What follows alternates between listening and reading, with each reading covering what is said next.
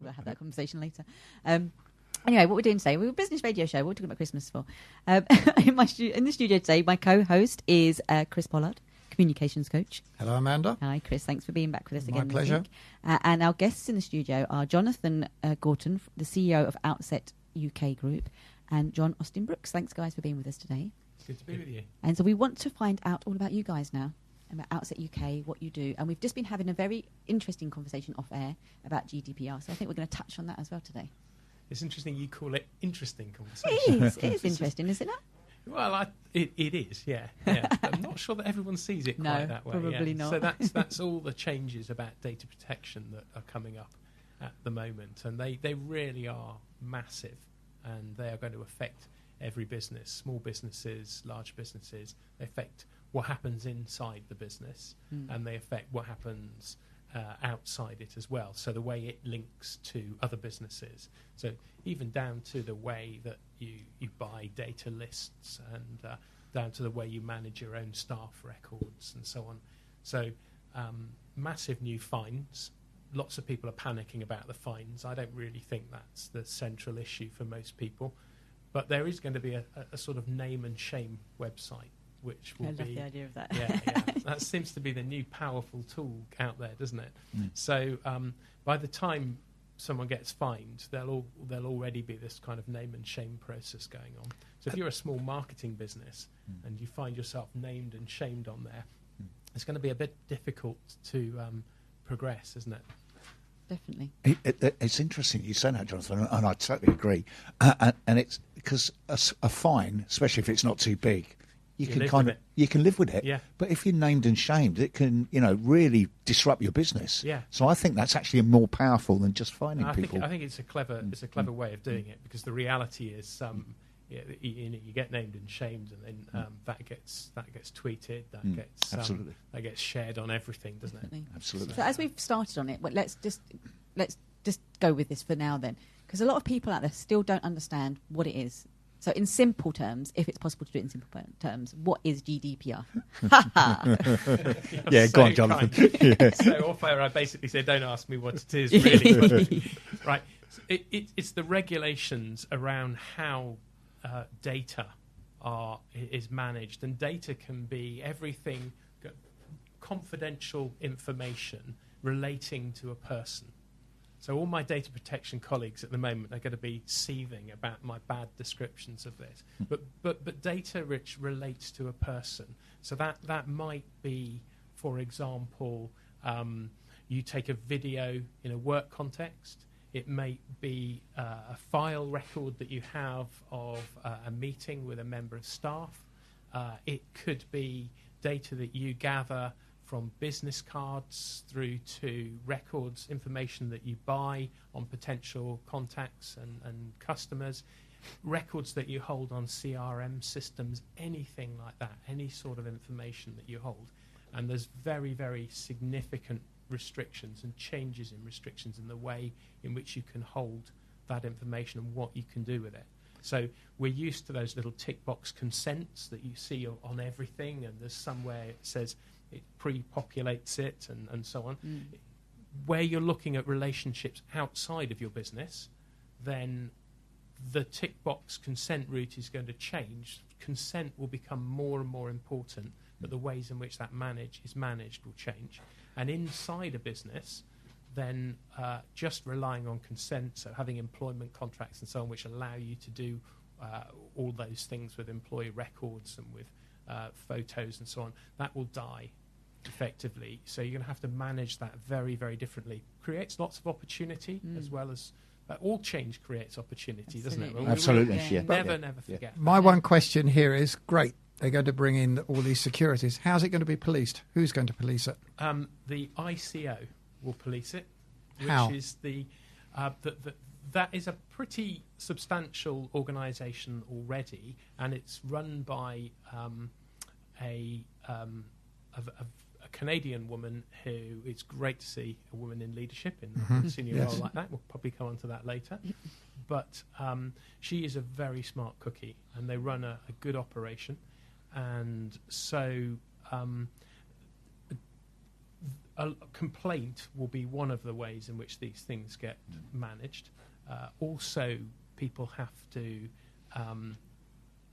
confirm to some extent what they're doing. So there are self-reporting obligations as well. I am not an expert in this, but I do have a lot of colleagues that seems like a good explanation exactly. You've just given there. Exactly. And the important thing is you have a team that are. We do have a team that aren't, and we did a big session on this event in Kent on this a few weeks back, and that was packed out. So we're having to run an additional one up in London on is it John? It's on the 29th of November. Yeah.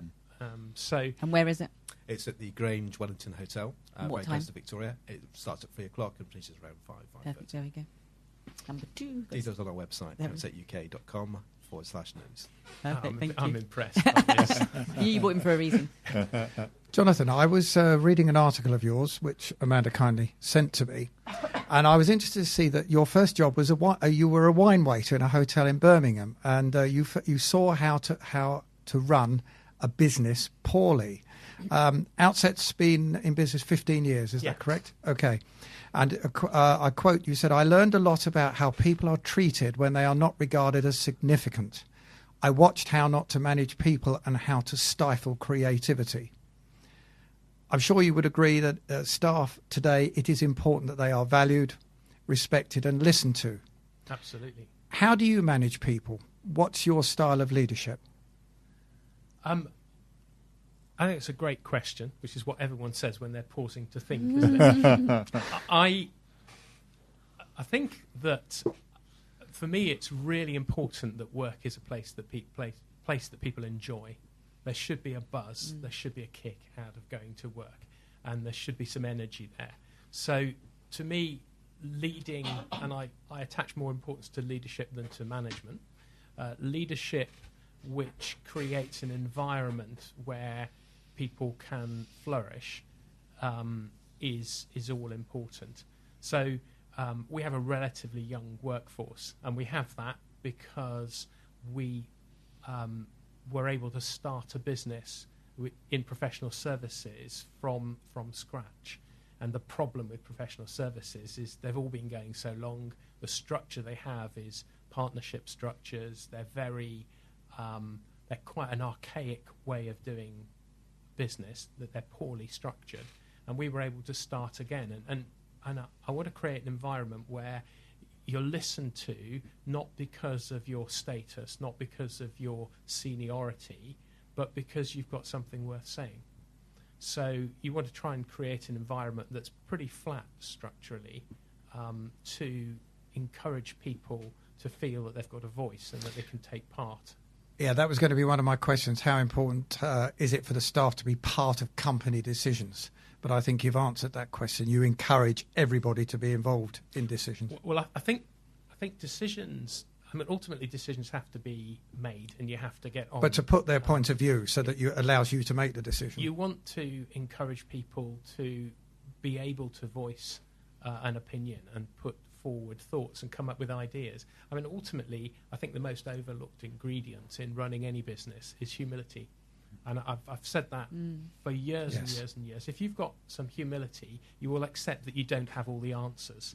And because you don't have the answers, then a smart person recognises the trick is to tap into other people's knowledge and other people's answers. So if you are trying to create an environment where people feel free to share thoughts and feel free to come up with ideas, then you have a much higher chance. But that comes from confidence of leadership, because there are still so many businesses out there where it's top down, what the person at the top says, and everybody else just does as they're told, whereas you're looking at it from a different perspective. Yeah, and I think that it particularly affects the professional services sector, because traditionally those are partnerships, and there in legal terms there are many people who become partners for a range of different reasons. It may be that they're in the right family, it may be that they have the right background, but it may be that they're just very good lawyer or somebody who is very good at business generation. All of those are fine, but actually the one thing they're never trained is how to lead or manage a business. So they're not there because they're really good at overseeing financial management or really good at overseeing people management or creating an environment that is innovative or anything like that. In fact, lawyers have sod all training in anything like that in the entirety of their professional training. It's a technocracy, really, isn't it? Yeah. It is what it like is. And years ago, I used to work in banking years ago in technology. And one of the things you saw is really good techies were promoted into management positions because they were good at technology, whereas management isn't a technology-related issue. It's a people-related issue. Absolutely.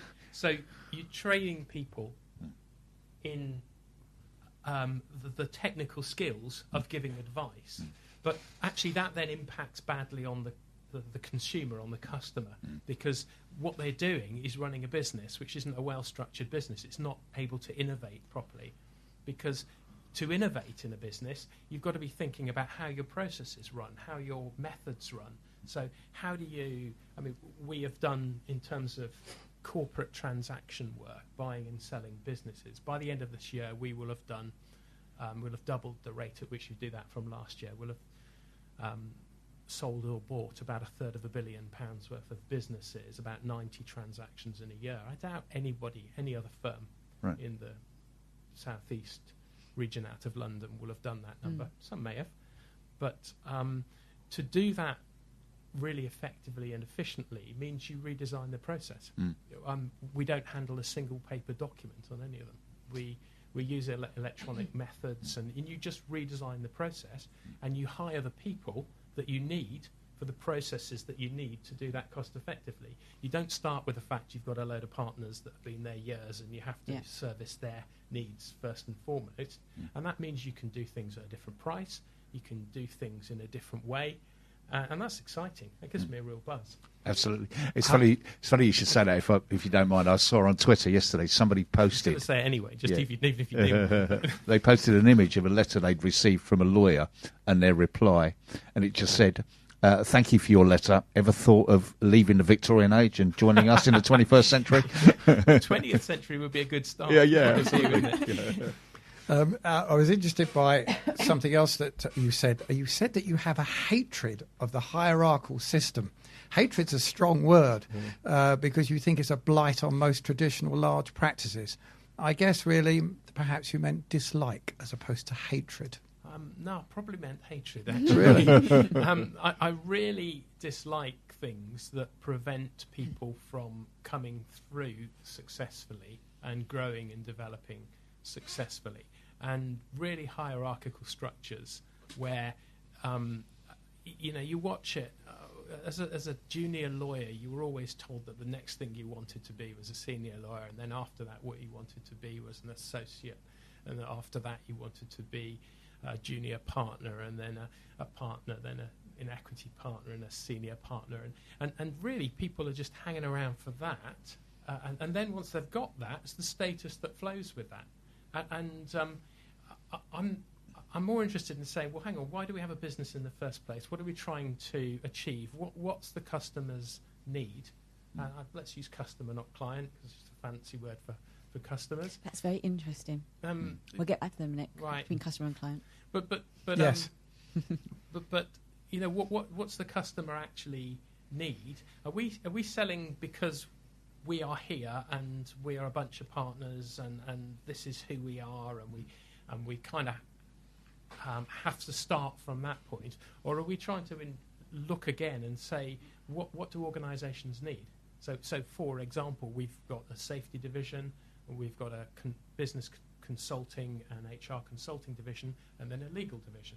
So on a transaction, they may well need to have certain consulting services. You may want to transition the people. So you may want to have HR consulting, even down to the fact that when you buy the properties, you've got to have asbestos surveys, you've got to have fire risk assessments, all of those things. We could package those together. And then it comes to culture, because if your culture is consistent and your brand is consistent, by brand I mean your kind of attitudes, your values are consistent. If you like what you taste in one area, you're likely to buy it in another area.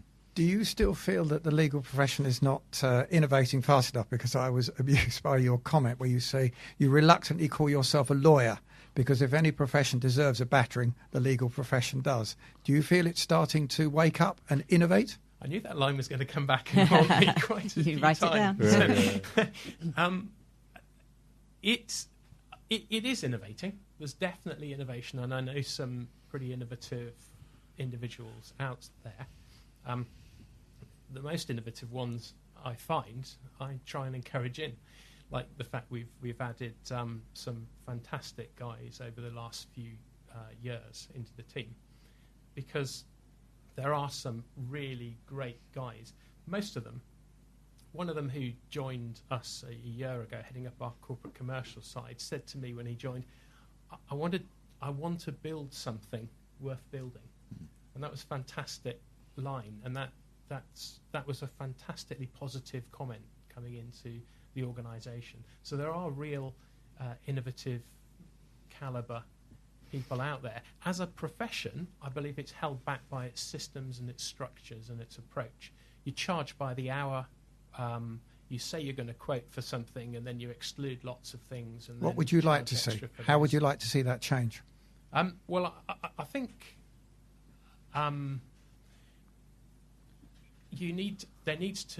the biggest changes I'd like to see is in regulatory framework. At the moment, to give legal advice as a solicitor to the public or to businesses, you have to be in a solicitor practice. And I've argued for a decade that is totally stifling the development of good calibre legal advice in this country. And those changes are coming through. The regulators announced major changes coming in next year to allow people to be employed in companies and give that advice directly to the public, give it directly to other businesses. So that means lots of different structured organisations designed around the needs of clients and businesses are going to develop, and that's just massively overdue. And most of the profession are up in arms saying it's not going to look after the interest of the consumer and so on. I'm sure there will be some bits of it. Yeah, there'll be some bits of it that won't, and there are some people who have genuine, serious concerns. But overall, I think it's fantastic change. I think what I'd like to do now, because we've literally gone straight into it, jumped straight in it, and obviously getting all your views and your opinions. A lot of people out there obviously don't know what Outset UK Group is and what you do, what services you offer, and that type of thing, and also how it got started. Okay. So let's go back. Don't always have to go right back to the wine waiter days. But Happy to. we've got 5 minutes. We can do a quick step through. But sort of, what training did you do? What did you do before? Why did you start Outset? And what do Outset do? Okay.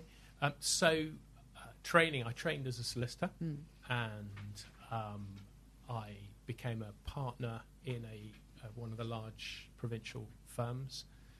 My specialist area is employment law. So I'd also have worked on corporate and commercial work as well in legal work. So that was my background.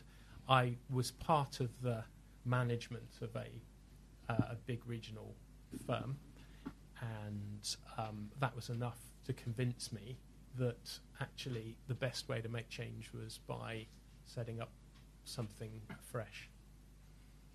Just that. Yeah. Is that well, I mean, no disrespect, there's some great people there, some of course, caliber people, but actually reforming what already existed that's why I say it needs a battering, because hopefully these changes will break up a lot of the traditional firms, and they may not like that, but hopefully that will happen. Yeah, I think that's good for the consumer. So you saw a way of doing it differently, that you felt was better, so you put the firm together. Yeah. So as a business, we started by providing employment law and HR. Mm-hmm. Now, the reason for the two is I don't really see a clear distinction. Yeah. Lawyers like to see a clear distinction. I don't think there is. So my HR colleagues are far more knowledgeable than me in certain areas, and employment law colleagues are more knowledgeable than in other areas. Yeah. But it makes a fantastic combination when put together. So from that, we then added further services on the commercial legal side, and have tended to design ways of buying and selling businesses, doing commercial legal advice, trying to find more effective and efficient ways of doing that for businesses. So then we began to make acquisitions. So we've made a couple of acquisitions ourselves, and we have a few more that we are in talks with now. Oh, in your pipeline. In your pipeline, because you love an acquisition, don't you? Yeah, absolutely. So recently we acquired a firm down in the West Country who have a lot of fantastic specialist knowledge in employment, particularly in shipping, acting for some of the big shipping and cruise companies across the UK. So they've really been able to add depth and knowledge in that area. We've added immigration law because with all the changes coming in the UK, a lot of the corporate clients are going to need a lot more immigration advice if they're going to have any chance of getting the skills that they need. Yeah. And is there one business area where you would like to buy another company to be part of your group? You don't have to give the name, but in a specific area of business life. Yeah, there's several. I want to see the three divisions. The legal services division is growing and growing quite quickly, and I want to keep adding to that. We would like to add to our safety division as well. We're looking for suitable target businesses in that area.